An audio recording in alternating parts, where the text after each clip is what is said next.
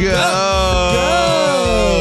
We out here and we're doing all the things that we want to do because we're fucking teenagers. Yeah, dude, I thought you were going to go into Ballroom Blitz, but we're fucking teenagers, so, like, it's cool, dude. We can do whatever we want. I've been trying to live my life recently like I am a teenager that has been getting money from the government. And dude, let me tell you, it's been fucking ruling. I love it. I'm super jealous of, like, teenage orphans that get money from the government, dude. Like, it'd be sick, dude. It's like being a human Teenage Mutant Ninja Turtle, you know? Like, you don't really have powers, but you live in the sewer and you eat pizza with government money. It's good shit. Dude, we just recently got our stimulus checks. First of all, it comes on a fucking debit card. Well, like 100% fuck yourselves.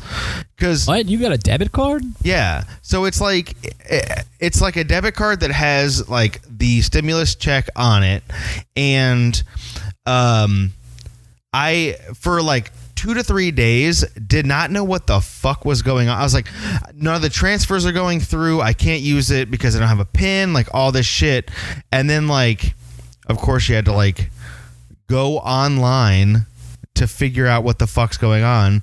And you have to like call and create your PIN and like all this other shit. Yeah. And then I also didn't know it's 25 cents to just check your balance at an ATM. What? Yeah, and it's $3 to take out money. Dude, they just direct deposited mine in my bank account. Well, you are one of the lucky ones. What the fuck? So they're like tracking everything you buy and then dinging you to get the money back? Like, that's so fucked up. Well, I mean, like, essentially what I did was I was like, fuck it, I'll just go to the ATM, and I just like took out as much as I could each day. Mm-hmm. So I spent like $12. Yeah. Just like straight to the government. Or like, so is that like a bank fee or is the government directly dinging you? No, so it's okay. So it's saying like there are specific ATMs that you can use that are like no fee ATMs. Yeah, which Trump ATM, dude. You know what I'm saying? The Bank of Trump. Which is cool, but also it's like random as fuck ATMs in like Walgreens and CVS's, just like all over the city. So it's not like I can't just like go to an ATM and be like, all right, I'm going to take out $60, because then it's like you take out $63. And then there's like a limit to how much you can take out per day. And like it's fucking bullshit, man. So it's basically like a normal debit card. Yeah. Dude, debit cards suck so much. I fucking hate bank fees. I hate withdrawing money. It makes me so mad. I'm like, dude, I pay for an extra checking account. Apparently, I just found out. Me too. I pay $12 a month so I can have this second account. I'm like, wow, this is probably why I'm poor. I'm not financially literate. Like, do you have Chase? Yeah, I have Chase. Yeah, dude. Apparently, I found this out like after not doing it for 6 or 7 months. They were like, oh, if you don't have direct deposit and you don't make over $1,000, or you don't put you don't have $1,000 a month in your bank account, we'll charge you $12 a month. Who has $1,000 a month in their bank account? It's literally so fucked up. They're just bleeding poor people dry, and nobody gives a fuck because they're like, well, I'm not really poor. That guy's poor. Well, the worst part, like, oh, not the worst part, but like, when I agreed to it, like when I opened up a new checking account and all that shit, I was making like $1,400 a week. So I was like, fuck it, whatever. Like, I'm going to be making more than $1,000 a month. So it's no big deal. Like, fuck it.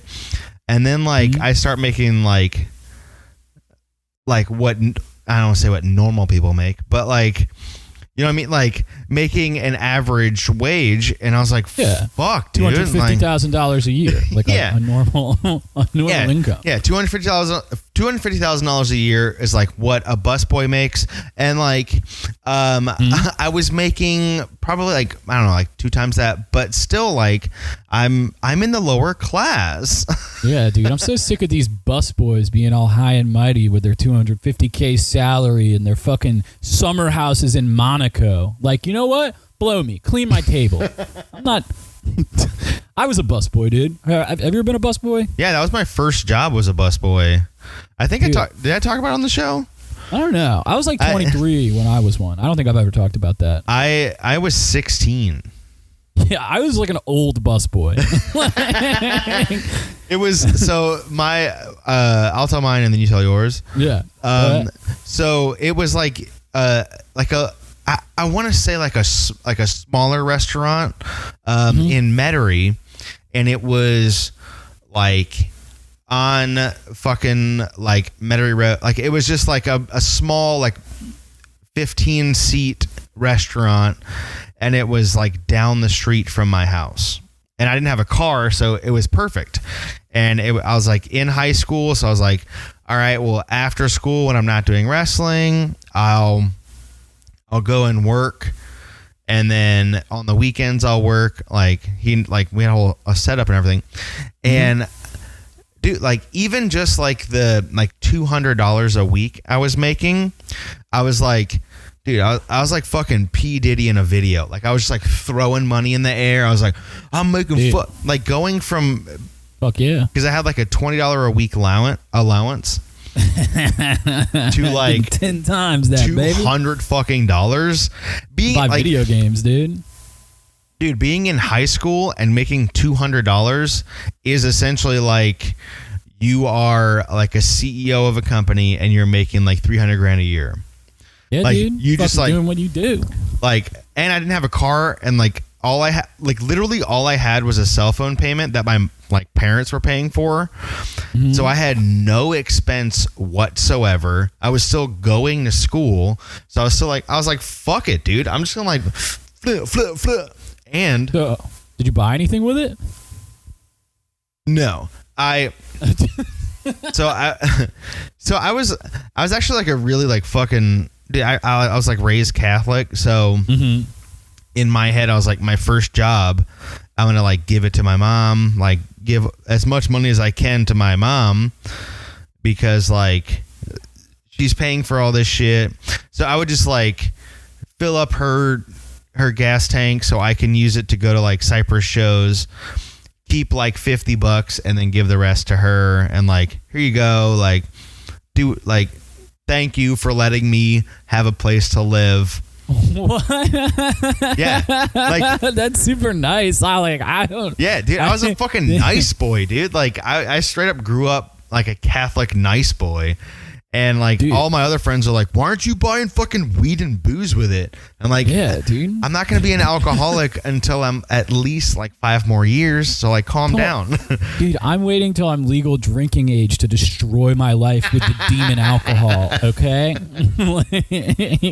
And also like acid was cheap. But anyway, so another cool thing about this place is that they would do like a meal, or like a shift meal. Is that, I guess that's what it's called? Like it's each shift for your lunch, you can like put in a request for a meal, and the chefs would make it, and then you can like eat essentially, quote unquote, a gourmet meal for lunch.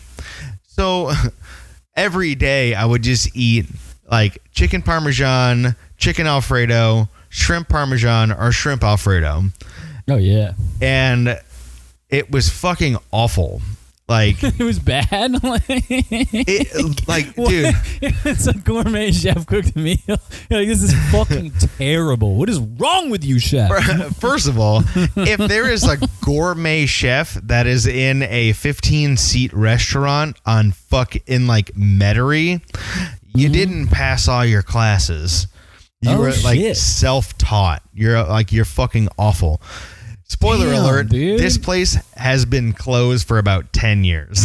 What was it called? It was Cafe something. Like it oh was my God. like one Sounds of the terrible. Yeah, it was like one of those like homegrown Italian places where they're like, with Cafe Roma. I don't know if that's Oh yeah, dude, Cafe Roma's fucking bad, dude. Yeah, My ex-girlfriend used to work there, and I would put in fake orders online under like fake names and shit. And so when nobody came to pick them up, they'd be like, "Oh, food's dead. Anybody can take it." So she would just take it and bring it home. And we'd have dinner every time she worked because it was just like, "Oh, this is Dan Schneider of Nickelodeon fame ordering 5 fucking supreme meatball sandwiches."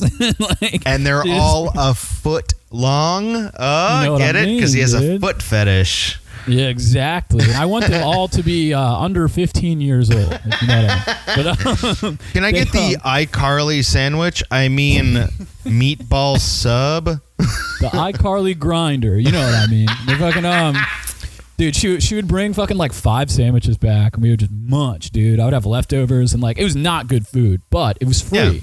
And this was when I worked at a restaurant too, so I knew the ins and outs. You know what I mean, dude? Dude, fucking restaurant life, like being a server, fucking blows. Yeah, it's awful, dude. I hated it so much. But there's like some perks to it, you know? Like yeah, money every day. You know, you can get fucked up after your shift for free. Fucking hang out with people, party. You don't have to. You know, you have weird days on and off. Like, yo, so I used to my buddy. I'm not gonna say his name because he's in our little like crew, but he got me a job working at this hotel. And it was I started like working lunch, and I was like, yo, I can only work dinner. I was like making up excuses. I was like, I can only work breakfast. I was like, oh, I'm going to classes after work, so I can't work after 2 or whatever. So I would get there at like 5 to set up for 6 to like noon. mm-hmm. And so my buddy like got me the job, and it was like 3 of us, and we were all 3 in the same improv troupe. So I mean, it's like very like you can, if you know me and you know any improv you've ever been in, you can kind of delineate as to who the people are. But You guys were probably the funniest servers at the restaurant. You probably got the most tips, dude. You know, they always say waiting tables, you got to play a character. You know what I mean? So going up doing the Chicago guy, who's also a doctor. Yes, Mike. And you would like to buy dessert. I was like, hey, so what kind of breakfast do you like? We're in a bank. And they're like, no, we're not. We're just at this hotel. Improv phone call. Hello. And then you It's start the president. You start screaming at him because it's not how you do an improv phone. Exactly. Okay, sir, if you want to get a substitution on that chicken carbonara, I'm just going to tell you, when you have an idea in an improv scene, you got to bear hug it and run with it. Don't fucking change things, okay? You pussy. Just go to bbmcomedy.com. It's you can find all of your BBM. I was trying not to do the actual BigBeautifulMenComedy.com. Oh man, I want to fucking buy that so bad. I'm going to buy it with a stimulus check. I'm going to buy Big Men. What was it? BigBeautifulMenComedy.com. Yeah, dude. It's like BBW, but it's for the fellas, dude. It's it's dudes about rock. Dude, it's about time that like big guys got some comeuppance, you know, like it's Yeah, about dude. it's like, oh, we got BBWs, oh, the matriarchy's taking over the porn industry. Yeah, Why dude, can't when I we see John Gabris, dude, I just sexualize him nonstop, dude. I can't help but just think about him all greased up, fucking rolling around on a bed of flower petals, looking me in the eyes, all doe-eyed with his lip quivering, being like, "Oh, hey, what's up, dude?" You know what I mean? I was literally listening to the podcast that he is on before we started recording. He rules, dude. Yeah, fuck yeah, dude. But no, so I finally was like, yo, I just need to, I can only work like breakfast, and breakfast was like not a good tip time because people aren't gonna like wake up to give extra money to people. So I had to like be extra a character, and it got to the point where I was like, fuck this. So I would just like go up and be like, hey guys, what do you want? And like they were like, we'll just take the regular breakfast or the traditional breakfast. And I was like, eggs. Yeah, I was like, all right, well, how do you want your eggs? Do you want bacon? Like, what the fuck? Like, just give me your fucking order. Like, it got to the I wasn't even like entertaining the fact that I was trying to be nice to these fucking people. And one of my buddies was like, he was like transitioning into being a bartender. So he would come in at like 10 to start opening up the bar and shit. And he's like, hey man, do you want a shot? And I was like, yeah, why wouldn't I? So he would like so his like rationale was like, I need to like prepare for the day. So he would like make a shot or like a gin drink or a vodka drink or like a Moscow Mule, and it's like a whiskey drink, a vodka drink. You know what I mean? Yeah, a lager drink, a cider drink. He told me songs that remind him of the good times. He sings the songs that remind him of the better times. And yeah, dude. Fuck yeah. But he would put it in a coffee, like a to-go coffee cup. So I would be like 4 hours into a shift and like just drinking like a super stiff alcoholic beverage out of a coffee cup and just like, this is a pretty good job. I like this place. But oh, dude, I did the same shit, dude. It made it so much easier to deal with tables bigger than 4. Oh, go up and you feel like you're at a party and you're fucking just entertaining. You're like, what's up, dudes? And they're like, oh, this guy's a cool ass server. Dude, I mean, at least I thought that. They probably knew that I was drunk. And they're like, Jesus fucking Christ. Like, what is wrong with this guy? You can see the tears running down his face. All sweaty, fucking hair's fucked up. And just like, hey, what's up, idiots? Reeking, like kind of like your shirt's untucked. You're like, hey, so can I interest you in maybe a nacho appetizer? But in your head, you're like, good evening, ladies and gentlemen. How are you doing? Dude, the worst part is, so on Sundays, we would do like a Sunday brunch. And that's like where you fucking made money. Like, that's like the shit. So I was dating my current wife, my ex-girlfriend, who is now my wife. And so like, we're kind of like, you know, figuring it out. And she was like, oh, you're working at a brunch place. I'm gonna get all of my friends to come. Oh man, my friends, I hated that, dude. Dude, it was so no joke. It was like her and like 12 other people. What the fuck? She brought like a big top in. Yeah. So it's not even like she was like, oh, it's gonna be like me and like 3 of my friends, and we're all just gonna like have one table and we're gonna like hang out, and like you can hang out with us. It was like her and everyone she's ever met. And I was test your abilities as a server. Like, I want to see if you fail. Yeah. So I was trying to be cool about it because like we were just started dating and stuff. So I was like, whatever. Like we can like, yeah, do whatever you want. And so it was like mimosas. So I'd bring like a thing of orange juice and just like bottles of champagne. Like that was make it yourself. And they were like, they had like 8 to 9 bottles of champagne between everybody. Fuck yeah. And then they also ordered like appetizers and the brunch meal and all this other stuff. And I was like, I wanted to be like, hey, look, I know we're like, I need the money, but also like, I know we're dating, so stop ordering so much fucking food. Because it's going to be like a $300 fucking order. Yeah. And then like, I brought the bill out and I felt bad because I was like, yeah, you can tip me, but like, I'm her boyfriend, but also like, don't tip me and just buy me drinks after this. No, why? Well, it's. I mean, it would be like if you were working at a restaurant and I went to your place of work, and it was just me at a table, and you gave me a pizza and a beer. I'm like, do I tip him? Do I just like buy him a beer after this? Dude, like, I tip the fuck out of my friends every time I go anywhere. Like, if your friend's a bartender, do you not give them like extra money? Well, always do that. I think a bartender's different because like if your friend's a bartender, you know that they're not making money.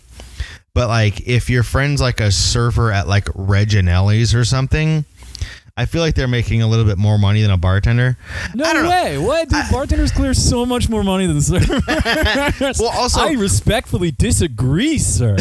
Well, also, I wish there was like a book or an app where basically this is the app pitching episode.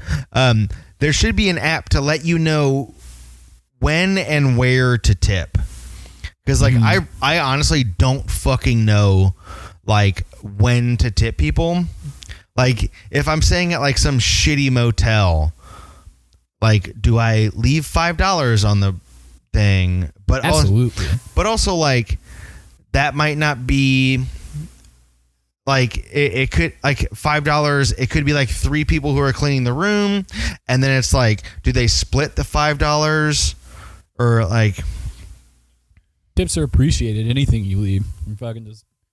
put it down unless it's like a known standard, like a restaurant where you're like 20% or above, like, Oh yeah. Or like at a bar, like at least $1 for every drink, unless it's like a super pricey drink. You know what I'm saying? Like a lot of bartenders love it. Fucking throw down $2, dude. That's how you become a fucking regular, bro. And then they're like, they hit you up first, dude. Yeah. My like rule for bars is if I order beers, like just a regular beer, not like a tall boy or anything, it's $1 a beer, $2 per cocktail, and then if it's like a double shot, it's $2 per shot. Yeah, there you go. That's good shit. So if I do like a double Tito's and soda, it's $4. This is why we're poor. Yeah. But also, like, you gotta help so other nice, poor people. Dude. You gotta help other poor people, dude. That's the move. When my friends came into the restaurant, I used to work at this place, Coyote Blues on Veterans. I don't know if you remember it.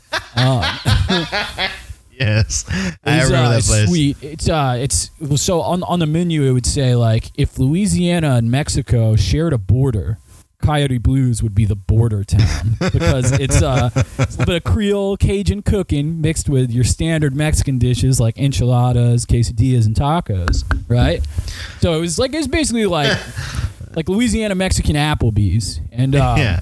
So Applebee's. My friends came in, dude. Yeah, like 10 people fucking came in, dude. I hate it so much. And they like told me ahead of time they were coming. I was like, oh great. Like it was on like a Friday, dude. When we're like everybody's in college. I'm like, all right, sweet. So like I'm busy as fuck. I have like a section of like 8 tables, and they come in for like the big top, and I'm like, oh great. They like requested me, so I'm like running around like trying to get all this shit for them. And they're like, since they're in college, they're like, well, we're gonna go for like the cheapest things on the menu and like maybe beer. I was like, God damn it. Like, I don't want to like disappoint you guys. You know what I'm saying? Like, so I'm like trying really hard to like fucking help out and like couldn't comp anything because I don't own the fucking restaurant. Yeah. They all end up like leaving 20%. But like for the 10 top, I think the tips came out to like, I don't know, it was like $12 or $15. Like, the whole table. And I was just like, you guys are buying me drinks later. Like, this is fucking bullshit. Like, ended up going out with them after. And of course, they bought me drinks. They were like, dude, your restaurant sucks. And I was like, no, man, it's great. Got really fat working at that place, dude, because all the dead food. Like, it would just be like enchiladas and fucking like duck quesadillas and shit, and like eating chips and salsa all the time. Like, dude, I can't tell you anything. I can't tell you how many fucking poached eggs I've just shoved into my mouth like a fucking snake throughout my entire shift. I mean, I only worked there for like 3 to 4 months. But I would work like maybe 6 days a week, so I would just like gulp, like because like I had a buddy who was a chef, and I was like, hey, you want to fuck up that poached egg? Because I'm kind of hungry, and they're just like, and like, dude, I would still to this day I would never fucking eat at that place. I'm not gonna say what it is because I don't want to like do them harm. Yeah, I would get Coyote Blues again. Dude, I for sure. It's like not great, but I really, really liked it. I did enjoy working there. I started out as a busboy there, dude. Busboy in a 23, dude. Worked my way up to server, you know, old enough to rent a car. I can rent a car to my busboy job. Exactly, dude. I was like mixing up Bacardi drinks all the time, just kind of get fucked up, coming in drunk and stuff, because I was like in college and like getting wasted every night, and it was a fun time. Big learning experience. Restaurants are great, dude, but you learn to fucking hate the general public. People that go into those restaurants are like the worst clientele. They're absolutely awful. And it's just like all these like fat old hicks that are like, "Can I get a quesadilla?" And just like, what kind? What kind do you want? There's the menu in front of you. And like, I'm kind of like that anyway, so I'd have to get drunk to deal with these fucking people. Yeah. And like, it resulted in my tips being worse. And I'm like, damn, like, maybe I shouldn't wait tables. Yeah, dude, I realized like, so the place that like the restaurant I worked at was like in the lobby of a kind of like higher end hotel. So like people who got rooms there were spending like upwards of like maybe $150, $200 a night. Yeah. So they would come down to get breakfast, which was essentially like, it was eggs, grits, bacon, and toast, and like your choice of whatever. And it was like a worse version of going to like Waffle House or IHOP. And like these people would come in and they would be like, "Oh, I just spent $600 for the weekend to fucking like to have upscale fucking whatever," and then come down and expect like, I spent $600. I want to get $600 worth of this fucking service.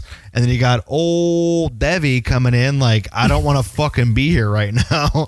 I'm sorry. Did you realize you came to New Orleans? Like, most of this shit is not great. Like, it's very, very trashy. We do not care. So I worked one of, I think it was like Mardi Gras. It was like either Mardi Gras, St. Patty's Day, or something. It was like one of those days. I think it was Mardi Gras though, but they were like, "You can't request off. You have to come in. Everyone has to work. It's not like you just can't." And dude, let me tell you, that Mardi Gras, I probably would have like, this is very insensitive, I probably would have shot the fucking place up. And it's gone full postal. Dude, it was so like, the people coming in were literally like people coming in with like a bunch of Mardi Gras beads that are obviously not from here, and they're like, "Hey, can I use your bathroom?" And I was like, "I don't have any control over that. It's over there." And then they're like, "Dude, all right, well, can I get a double Bloody Mary? And then I'm going to go to the bathroom and I'll pay you when I get back." And then you never see these people again. Oh, yeah. Dude, I fucking still working in a Mexican restaurant for these holidays, right? Like, we couldn't take off on Mardi Gras. Obviously couldn't take off on Cinco de Mayo, which was fucking way worse than Mardi Gras, dude. Like, legit packed to the walls. They have like a band playing outside, and like, everybody's like, "Oh, we're gonna fucking like get a margarita," and like, they're all wasted. And since it's in Metairie, they had their fucking like entire families with them. Yeah. So it's like, just my mom was probably there. It probably was, dude. I think my aunt came in, and I was like, "Why? Don't come here. Why are you here right now?" Like, we're constantly mixing up more margaritas because like we had them in big ass jugs. So everybody's running around. Like, at one point, this dude's like, "We're out of tequila," and like somebody had to go to the fucking store and buy like handles of salsa to like mix up these fucking margaritas. Everybody's having a panic attack, and then like finally it ends, and we're like, "What do we do?" And they're like, "Let's get fucked up at the bar after the restaurant closes." So we just like sat at the restaurant and got hammered, and I like drive home, and I was just like, "This is the worst thing ever." Like, I never want to do another fucking Cinco de Mayo. Like, I can't believe this happened. I had like a day-long panic attack and then drove home hammered. I'm like, I should just be in jail right now. Like, this is the worst thing in the world. Yeah. Like, fucking like, not even because you're driving drunk. It's just like, everything I've done for the past 12 hours, I should be in jail. Like, this is all pointless. Like, my life is meaningless. And then dude, for Mardi Gras, like, since it was Metairie, we had Family Gras people that came in. Oh man, do you see Michael McDonald? I did see Michael McDonald, but that was last year. I'm not in love anymore. That was actually sick. I can't believe they got Michael McDonald. Dude, Michael McDonald's a fucking man.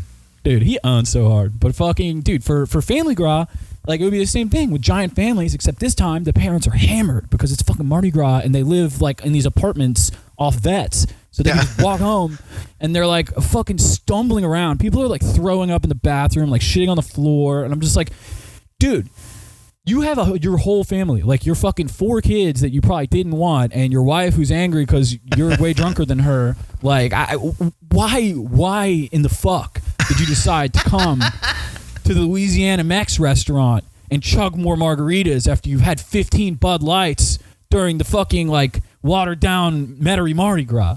What are you doing? Just go home, dude. Go listen to Louis Armstrong in your house and remind yourself that you live 15 minutes away from an actually cool place. You know what I mean? God damn it. I'm still mad, dude. That just, like, stirred up some feelings in me. Oh, my God. Well, hold on. Keep ranting. I might have to go to the bathroom right now. Keep ranting. You're fine. I actually got fired from that job because I didn't show up for the second Mardi Gras. I was like, I'm blocked in by Zulu. I can't come in. And they're like, well, we told you that you'd be fired. Well, keep ranting about Metairie Mardi Gras. Go pee. I'll be right back. Yeah. Metairie Mardi Gras, dude. It's not that bad. You know, I'm just bitter still from that. And, like, as a 23-year-old, obviously, I hated Metairie Mardi Gras. I hated everything it stood for. I'm like, oh, man, this is supposed to be a party time for adults who go out and do what they want to do, you know? Like, you don't need all these kids mucking it up. But as you get older, you soften a little bit. And now I kind of have the good memories of, like, when I was a kid going to Mardi Gras. You know? It was beautiful. You get on the ladder. Your dad puts you on his shoulders. You catch all the cool beads. You're running to get the little fucking doodads and trinkets, you know? And it's just good. It's good for these kids to get out and experience it because it truly is a magical time for the children, at least, you know? And now, as an adult, you kind of like seeing it on the Uptown route. It reminds you of you as a child. Get out of the way for the kids. You hand them your cool throws. Like, here you go, buddy. And they're super happy, dude. They fucking love it. But I will say, if you have kids and you go to Metairie Mardi Gras and get hammered, do not, I repeat, do not hit up any of these restaurants, dude. Not when they're packed. When there's a line out the door, you don't fucking go in there, dude. You go to a smaller restaurant with no people in it. Go to fucking, go to the Egg Roll House, dude. I'm pretty sure Egg Roll House is still open. Go there. They probably fucking need people in there, dude. They need money. Go to Egg Roll House. go to fucking, not TGI Fridays. Don't go to Chili's. Don't go to Applebee's. Because these servers, they're overburdened. And they already hate you, dude. They don't want you in there. They'll put a smile on, but they can't be with their friends and family on Mardi Gras because people like you need to go get a fucking share app or whatever the fuck is it, like an Anytizer. You want Anytizers for Mardi Gras? Go fuck yourself. All right. Okay, keep your kids at home. Play games with them. Raise them to be good and not like you. That was my rant. Well, it was definitely a staple of this podcast that one of us had to go do something for a little bit, and one of us had to go rant. I like that. I brought my my booze out with me to the bed so I can mix drinks. Oh, dude, look at you. Mixed drink. Mixeddrank.soundcloud.com. Mixeddrank.bandcamp.com. Oh, right. DJ Mixed Drink coming at you with all the sounds, all the flavor. Got the Katy Perry Peacock Mixed Drink re-edit. All right? Trust me. I remember that fucking remix because I was there when you used it. Oh, yeah, you were there when I flopped around. Yeah. So last summer, there was a competition called Mr. Legs. I don't know if we talked about it on the podcast. But I signed up to dance around for 500 screaming old women. Me. And, and Devin and my parents. And I re-edited Katy Perry's Peacock and just kind of, rolled around. I was like 50 pounds heavier then, too, which is super funny. Dude, it's crazy. Like looking at, because I still I'm like going through shit like in my phone and like seeing pictures of you at this time last year. You look like a completely different person. It's fucking bananas. Dude, it's weird. I decided to grow my hair out and lose some weight and start reading little articles about how maybe 5 million is too many. You know what I mean? Like maybe it was more like 100,000. No, I'm just kidding. That's how you lose weight, dude. Are you talking about the Holocaust? Yeah, I was implying it. God damn it! No, I don't actually read those articles. I don't believe that. It's so funny to think of like a character that is like someone who's just finding out how many people died in the Holocaust. It's like 5 million. 5 million? No, it's more like 500. Wait, what? Wait, you telling me that more people who live in Louisiana got killed in the gas chambers? No, wait, what? No, there's so many people here. No, dude. Hold on. I gotta get my AK-47 and go to the local senator's office because I don't want to wear a mask. But 5 million? Hey, Ma, throw those masks in the fire while I clean my gun. I gotta do a little Wikipedia research on how many people really died. I have to go on Infowars.com to figure out exactly how many people were killed. He's like, they're turning the freaking Zyklon B gay.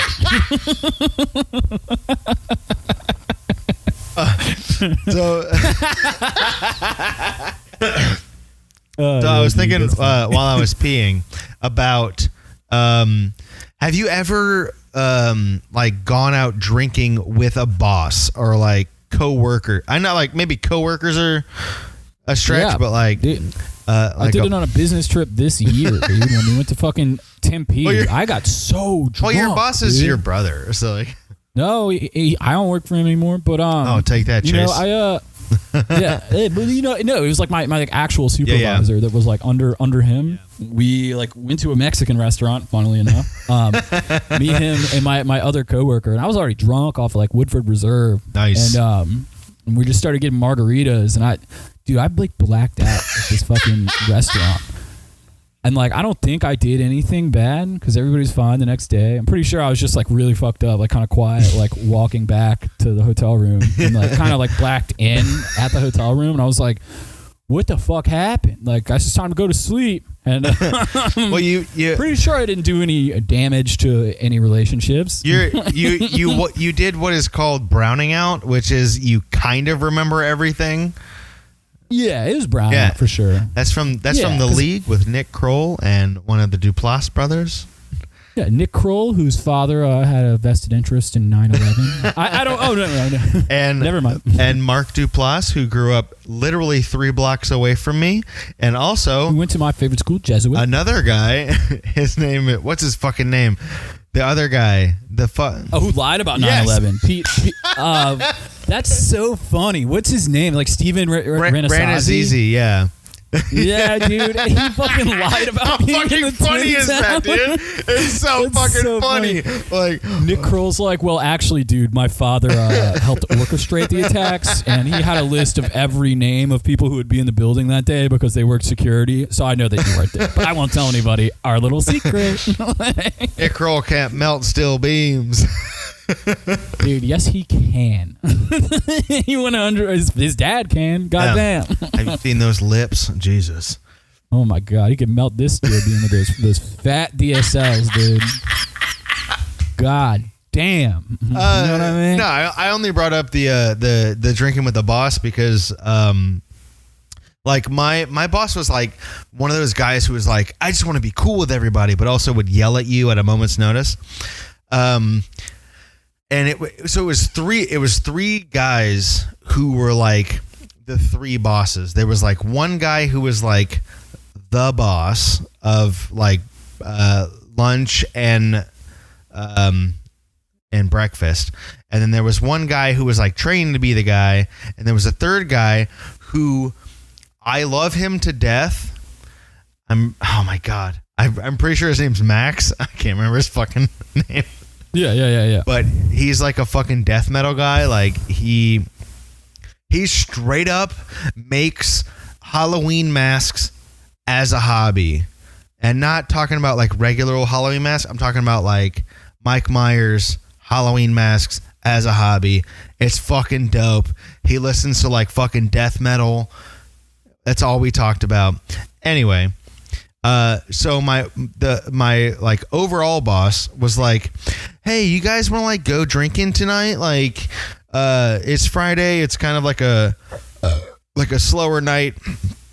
Let's all like after the shift, we'll have some drinks at the bar, my treat, and then we'll go out in the quarter and fucking like start drinking. And of course I was like, fuck yeah, dude. I was like 25, like 26 at the time. So I was like, I'll do whatever the fuck I want to do, bitch. So I'm like doing like shots of tequila at the bar. And then he's decided like, oh, also I'll buy some drinks. So he bought us some drinks. And so like by the time I was off my shift, I was already drunk.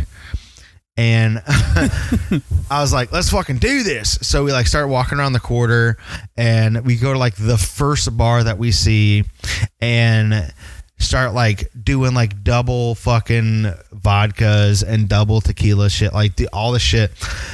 And I'm just like wasted with a guy who can literally say you're fired at any moment, which is like the scariest thing you can ever do when this is like all you have is like all you have is a guy is like this job that's paying just enough to let you live at a place for the next month. Something. Why don't you try not getting blacked out around me because I control your life? Here's another tequila shot, little buddy. I feel like say something. I feel like it was definitely a test because he was like he was like getting us drunk and like, hey, so how do you like working here? And I'm like, hey, it's fucking cool, whatever. Like I get like $30 a day. Dude. Yeah, it was fucking awful. And so what the fuck? Yeah. What a sociopath. So we get to this bar. And finally, I like got to the point where I was so drunk, I was like, I'm just going to drink beer. Like, I can't drink liquor anymore. I have to only drink beer. And so I ordered like a big thing of Blue Moon. I take like 2 sips and I like look at my boss and I was like, I'm going to throw up. And he just like looked at me. He's like, what, man? What? We've been partying all night and you're going to throw up? And I was like, you're just going to puke? Yeah. And I was like, yeah, I'm going to throw up. And he's like, no, man, you're not going to throw up. And I was like, okay. So I just like kept drinking and I finished the beer. I walk outside and I was like, yeah, I'm definitely going to throw up. And so he's like, no, man, let me drive you home. And I was living with my ex-girlfriend, now wife, and he drove me to the apartment, and I just like I get out of his car. I'm like, all right, bud, I'll see you in a couple days, and then immediately just like start throwing up more than I've ever like Exorcist throwing up, just like dude. When was this? When the fuck? This might have been like 4 to 5 years ago. Oh god, yeah. Dude, that's crazy. Yeah, because like it was kind of like right when me and Megan started dating, but like maybe like 6 months in. So it was probably like 4 to 5 years ago. So damn, yeah, because we started dating. I proposed to her 9 months in, and then almost a year, or I think it was almost a year in, we got married. Nice. When you know, you know. Am I right, ladies?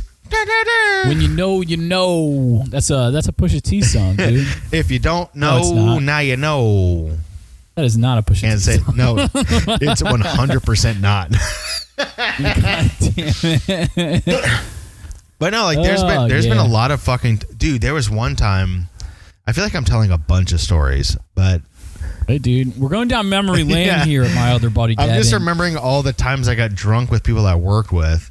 Yeah, dude, it's so fun. So when I was working when I lived in Baton Rouge, I was working at Forever 21. You know, that cool place for guys to work. Yeah, wait, what? You worked at Forever 21? Yeah, I feel like I've told you this, but yeah, you probably I was working at Spencer's Gifts. Spencer's Gifts. Yeah, dude. Dude, did you work at Journeys too? Nah, dude, I fucking wish, bro. Dude, Spencer's Gifts was so sick when we were like 13, 14. You know what I'm saying? You go and get the gag gifts, dude. People rip on it now, but I would go to a Spencer's Gifts like today. Yeah. Oh, dude, I would go right now and get a fucking Chucky shirt. Like, dude, let's go to Spencer's Gifts after hell this. yeah, dude. Let's go to a mall with no mask on. I'm gonna go to a mall, no mask, no shirt, all service. Yeah, I'm gonna lick the fart machine, dude. I'm gonna lick the life-size bust of Peter Griffin that's in the corner, dude. It's gonna be awesome. But quick side story. When I worked at Spencer's, I told you about how I fell off the ladder at Spencer's. No. It was like a 12-step ladder, so it was a 12-foot ladder, and I was putting something on top of the overhead. Like, we got a shipment, so I had to like put extras on top of the catwalk, and it was me by myself at night, and I was on the top of the ladder. I was putting something on. The ladder broke. I fell onto a display of beer mugs and broke all of the beer mugs on the display. The ladder fucking like crashed into something else, and I was by myself. So I was like, fuck this. So I got up and I typed in the email that you're supposed to type everybody, like, hey, by the way, I fell off the ladder. I didn't pick up anything. Sorry. And then I just left. I still worked there. No, so I worked for like months after that. But they didn't you get in trouble? No, because I was like, if you look at the fucking videotape, I straight up almost died. Oh yeah, you could sue them, dude, for the faulty ladder. So the only reason why I bring up Spencer's is because it was at the Mall of Louisiana. So it was in Baton Rouge. Mm-hmm. So it was across the way from Forever 21. And one day I just walked in. I was like, hey, you guys hiring? And they were like, yeah, whatever. So I walked. That's so awesome. Yeah. Fuck yeah. I was just like, yeah, I'm ready to fucking party. And I'm staying at the mall, bitch. Like, fuck you, Spencer's. I'm going across the fucking boardwalk to goddamn Forever 21. It's closer to the food court. Dude, the best part is like I literally lived like 4 blocks away from the mall. So I would wake up like 30 minutes before work and be there 10 minutes early. And so I, within like 3 weeks, worked my way up to being assistant manager. And so I had like all of the other assistant managers and like a couple of people who were under me, and we're like, let's go fucking party. So yes, because dude, I was making like insane amount of money. Like, dude, have you ever seen Observe and Report? Yes. You remember that? I can't help but think of the scene where like Seth Rogen and Ronnie just get like super fucked up, and like he's like, "Hey, you do heroin, man?" It's like, Ronnie, no. It's basically what it was. I was single, living in Baton Rouge on my own dime, and fucking like making too much money. So I was like, let's fucking go party, dude. So yeah, dude, in BR, bro. We're gonna go to Chimes. I went there recently and it was fucking awful. Yeah, dude, Chimes owns. So we go and like we meet up at one of the other assistant managers' houses, and she lived like kind of in like the middle of Baton Rouge, like kind of like in the like right outside of like College Town. Yeah, so like you don't want to be by those kids. So like the only attractive people in Baton Rouge. So like anything goes at this point. So like I park and I'm like, all right, let's fucking go. And so we just like, I start doing like my drink was a double wild turkey on the rocks. And I was doing like fucking like 5 or 6 drinks at this point before we even got to the bar.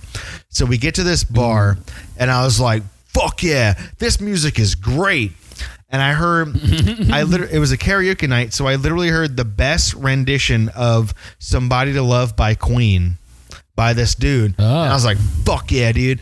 Wild turkey, wild turkey, wild turkey, wild turkey. Just like fucking going at it. And then so it's time to go back.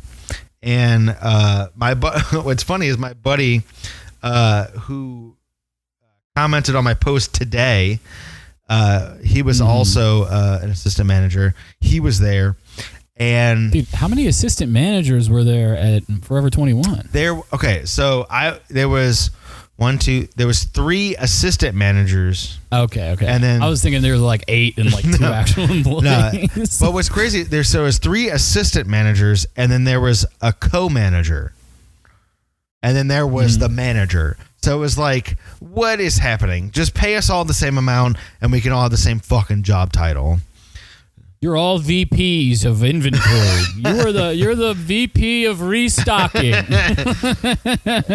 So, damn, I want to work at a retail store, dude. I want to fucking dope. I would work there in a heartbeat. Also, retail sucks. I have so many fucking air bubbles in my body right now. Oh no, you're good, dude. It's beer, bro. It's beer. That's why you got to drink. Oh, I actually copied your drink. I'm drinking vodka and this. Oh, dude. This tea, dude. I have Crystal Light tea. If you're listening to this episode and you like to drink vodka sweet tea or vodka sweet peach tea. Peach tea is way better. But you can't even fucking... Crystal Light. Dude, Crystal Light, dude. It fucking doesn't have any calories, dude. That's how you stay thin. If you go to Walmart right now, you can get one of those things. It's like a little packet, and there's like 8 fucking things of like peach green tea. You can make a whole pitcher of it. It's like $1.50, and you can drink vodka and peach green tea, get fucked up, and also your fucking body is gonna thank you later, you bitch. To all you folks out there listening at home, make sure that you limit your caloric intake by using Crystal Light as a mixer instead of a sugary soda or a regular sweet tea. Don't be dumb, be thin. That's the the slogan. Was that our ad break? Yeah, that was a little read for Crystal Light. So also, it was more like 100,000. So to quickly wrap this story up, I feel like I've been talking for 100 years. So we get back to one of the assistant manager's houses. And I'm fucking like blackout drunk. But I remember I remember everything now because everyone's told me about it.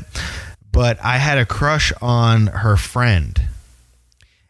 Ooh. And she was super nice, like, about the whole like situation. It wasn't like a weird thing. But I sat on this front porch and bawled my fucking eyes out for hours.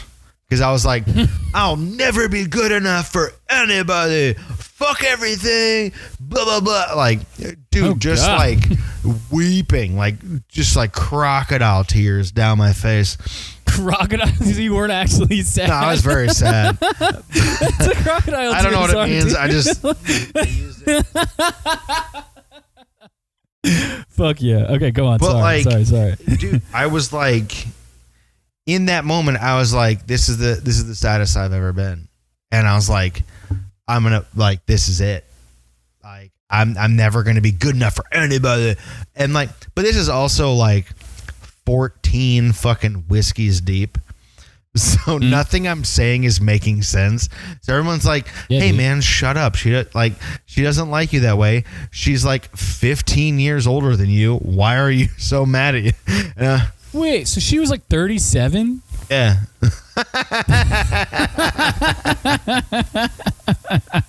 That rules, dude. Yes. But I was, that's an episode of a show, dude. Yeah. Legit. Remember that. Write it down. We'll adapt it.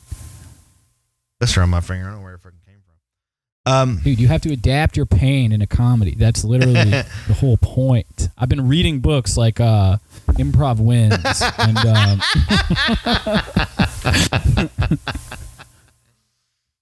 I've been going to a lot of things like Knockout and other things like that. Dude, I FaceTimed with Chris True yesterday. Dude. It was just beard and eyes, dude. Just beard and eyes. And he told me that he wants me back, dude. He wants me back at the theater. So I'm going to go back to the New Movement and start doing scenes with Chris True. It's called True and You is what the show's called. The You is me. Okay. And it's literally just you two, nobody in the audience. And nobody's there. And it's just like very sensual lighting. And you both just start fucking out of nowhere. Dude, we actually bought mannequins so we could simulate an audience being there. So we set them all up, and then we just make out in front of the mannequins. And his beard feels real weird on my face, but I have to do this because I want a career in improv. So, like, I have to please this man because he is the gatekeeper. Right. Oh, Lord. Oh, that's fucked up. Anyway, I'm sorry. Go on the story. That was the end of it. I just started fucking crying, and then this girl like got engaged like 2 months later or somebody else. She was dating somebody? Dude, this is an episode. Like, I'm sorry that happened. It does sound. How like dare you? Shitty experience. Yeah, I had shit like that when I was 22. You know what I mean? Like, yeah, there's stuff where you're like, God damn it. Like, well, I'll never fucking do anything ever. Yeah, but, there's definitely like you get like sometimes you get drunk enough that you're like nothing fucking like that's what like is kind of weird is like you can drink and you're like, oh, this is fun, and then you can drink a little bit more and then it's like, I want to be creative, like I'm gonna do everything, and then you drink a little bit more and then you're like, everything sucks, why the fuck am I doing anything, I'm gonna like ram my car into a wall. Yeah. That's why, you got to cut it off after like 6. Already on like 8, so it's fine. Damn. You're okay. Yeah. You're not like I got the hardest working liver in the galaxy, aka. Yeah, dude. 40. Yeah, my liver is like Rick Sanchez's liver. Dude, I literally just opened a portal into Dimension Earth A. We're actually on Earth B right now. And I went over there, and the Devin that's over there, my Devin, not your Devin, he told me that every Devin in the entire multiverse knows that I am actually like the coolest version of myself. All the other ones, they're dumb and lame, they're sober, and they don't work out, they don't play video games, dude. They're Christian, and none of them have ever had sex. So I'm like a really, really cool one, even though I'm a virgin. I'm still cool. I've seen sex because I'm not hyper Christian. So right. I look at pornography. I know what sex looks like. All right. Well, I remember because you told me like when you were doing like when you were going through different dimensions, you were telling me that the my Devin on all the other dimensions are just like a sad, like weird, like cuckold of a man. They only smoke Virginia Slims, and that's if if the outside part is in someone else's mouth. I kind of I suck it out of their mouth. I always, every time I walk into a doorway and someone holds the door open for me, I start crying and crying and crying. And I'm just like, why? I should not be allowed to do this. I take my pants down to my ankles, I think you said, and then I just like show the darkest part of my butt. And I'm just like, please take it. It's yours. And they're like, yeah. I mean, exactly. This is all like what you were saying about. This is what I was telling you before we started recording. Yeah. And the other parts of the multiverse, both of us, in different dimensions, we get daily estrogen shots. We don't do cocaine, but we snort salt because we think that it makes us look kind of like Tony Montana in Scarface. Every other multiverse Devin is obsessed with Scarface, which is not a good movie. No, objectively, it's awful. Not a good movie. It's an awful movie. For whatever reason, those dudes love it. And this is how easy it is to write an episode of Rick and Morty. Literally. But also, I remember you telling me like right before we started recording, you were telling me that literally every other dimension that you went to, I don't I don't have a vagina necessarily, but I have what's called in the medical field as a dick innie. So an innie. It's in there, but like you have to fish around for it. You got to find it. A little whack-a-mole, right. dude. Lure it out. Yeah, some doctors were saying like, oh, it's like a big clit, but that's too big. It's like a big clit. It's like a giant clit, but it's way smaller than that.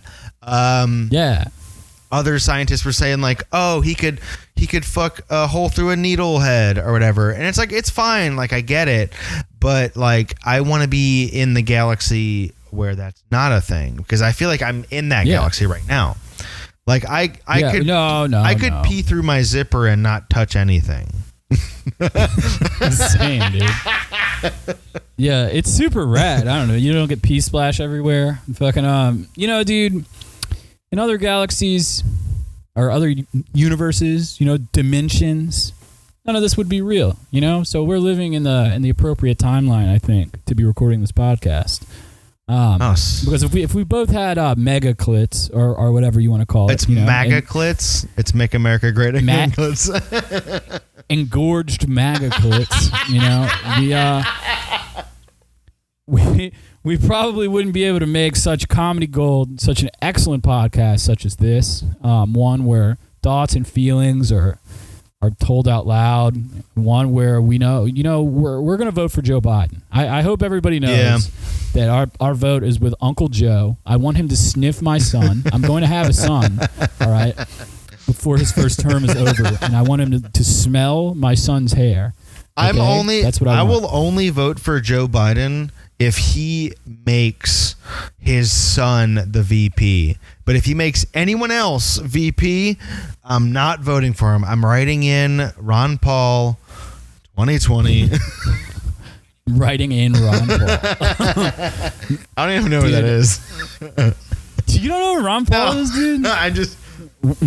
Ron Paul fucking sucks, bro. He's a piece of shit, and his son's even worse. But, yeah, I'm going to vote for Joe. And, I hope he does pick a woman of color. I hope he makes a good choice for his VP. Nah. Bring him in the office, fucking start out with a bang. Uncle Joe come in, man, him saying, like, you ain't even black if you don't vote for me. That was fucking hilarious. What are you doing? That like, way too much. It's like, you are in the throes of dementia, man. Like, did you hear, like, a black guy say that once? And you're like, oh, yeah, it would be cool if I said the thing that someone 70 years younger than me fucking said to his friend in the schoolyard. So this is verbatim what Joe Biden has said, and I'm not putting any. This is the voice and everything. He goes, "Yeah, man, what's happening? It's me, Joe Biden." He says that so much. Where he's like, full up. He's like, "Yeah, I got to tell him, Chief. Got to tell him, man, Charizard is the gayest Pokemon. Yeah, Chief, vote for me, 2020. Yeah, it's. I actually accidentally bought a bumper sticker that says Charizard's the gayest Pokemon, Joe Biden 2020. I didn't even know what I was. I didn't even know what I was buying. I just like. Yeah, dude. I was brown out.